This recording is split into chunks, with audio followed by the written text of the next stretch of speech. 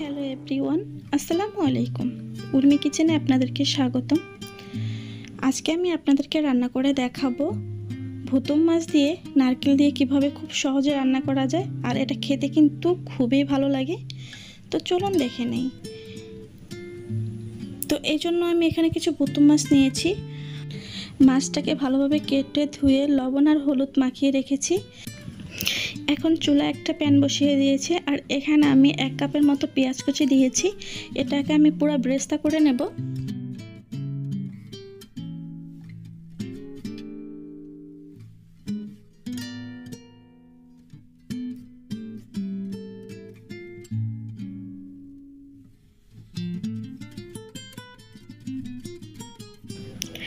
ব্রেস্তাটা হয়ে গেছে, এখন আমি এটাকে তুলে নিচ্ছি।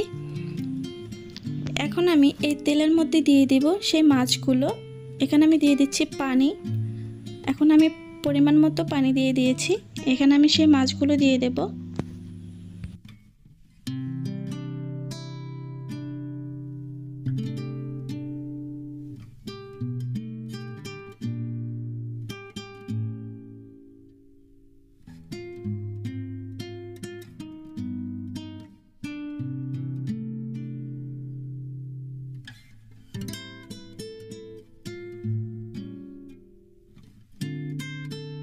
এখন মাছটা কিন্তু সিদ্ধ হয়ে গেছে। এখন আমি নামিয়ে নিচ্ছি, আর এই মাছ থেকে কিন্তু আমি কাঁটাগুলো সরিয়ে নেব।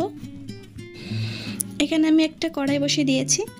এখন আমি এখানে দিয়ে দেব পরিমাণ মতো রান্নার তেল। দিচ্ছি 1 কাপ পেঁয়াজ কুচি। এর মধ্যে দিয়ে দিয়েছি 2 টুকরো দারচিনি আর 2টা তেজপাতা ছিঁড়ে দিয়েছি।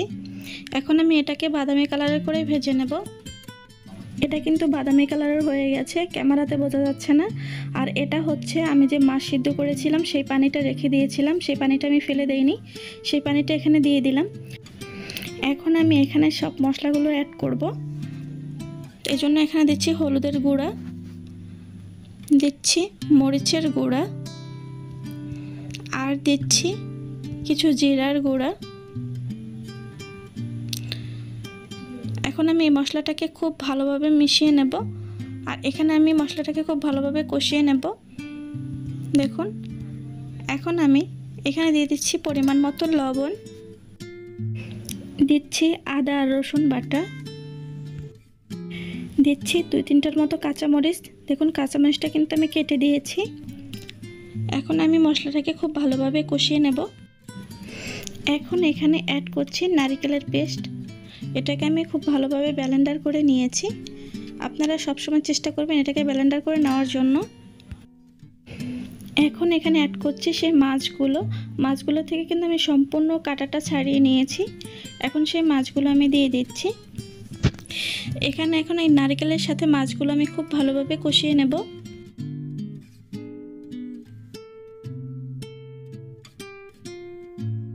একটা ঢাকনা দিয়ে ঢেকে দিচ্ছি। এটাকে কিন্তু একেবারে ঢেকে রাখা যাবে না, তাহলে কিন্তু নিচটা পুড়ে যাবে। এটাকে একটু পর পরে ঢাকনাটা তুলে কিন্তু নাড়াচাড়া দিতে হবে, যাতে নিচ দিয়ে লেগে না যায়। দেখুন, সম্পূর্ণ পানিটা কিন্তু শুকিয়ে গেছে। এখন এরই মধ্যে আমি পরিমাণ মতো পানি দিয়ে দেব।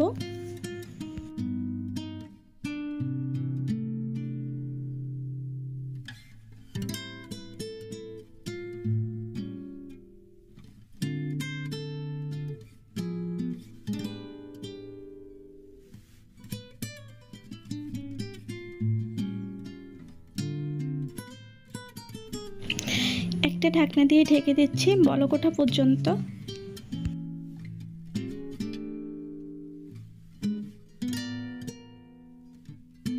তো দেখুন, বরফটা কিন্তু উঠে গেছে। এখন আমি ঢাকনাটা তুলে নিচ্ছি, আর ভালোভাবে নাড়াচাড়া দিয়ে দিচ্ছি যাতে নিচে লেগে না যায়, এই জন্য।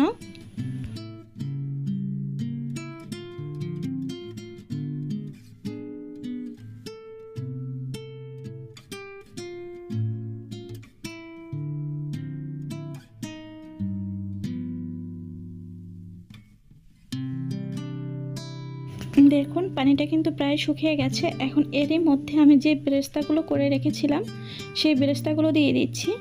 আর এই বেরেস্তাগুলো দিলে কিন্তু খেতে খুবই ভালো লাগে। আপনারা অন্তত একবার হলো এটা বাসায় ট্রাই করে দেখবেন। এটা কিন্তু খুবই খুবই খুবই সুস্বাদু খেতে। আপনারা অন্তত একবার হলো এটা ট্রাই করে দেখবেন। দেখুন আমি বেরেস্তাগুলো দিয়ে দিয়েছি আর এটার কালারটাই চেঞ্জ হয়ে গেছে। তো আপনারা চাইলে এ পর্যায়ে নামিয়ে নিতে পারেন বা আরেকটু ঝোলটা শুকিয়ে নিতে পারেন। তো আমি এখন এই পর্যায়ে নামিয়ে নিচ্ছি আর পরিবেশন করে দেখাচ্ছি এটা কতটা সুন্দর আর পারফেক্ট হয়েছে।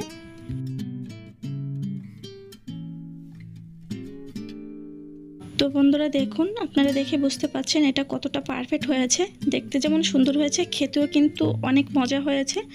তো আমার ভিডিওটা আজকে এ পর্যন্তই। আমার এই ভিডিওটা যদি আপনাদের ভালো লাগে অবশ্যই লাইক কমেন্ট শেয়ার করতে ভুলবেন না। তো সবাই ভালো থাকবেন, সুস্থ থাকবেন। আল্লাহ হাফেজ।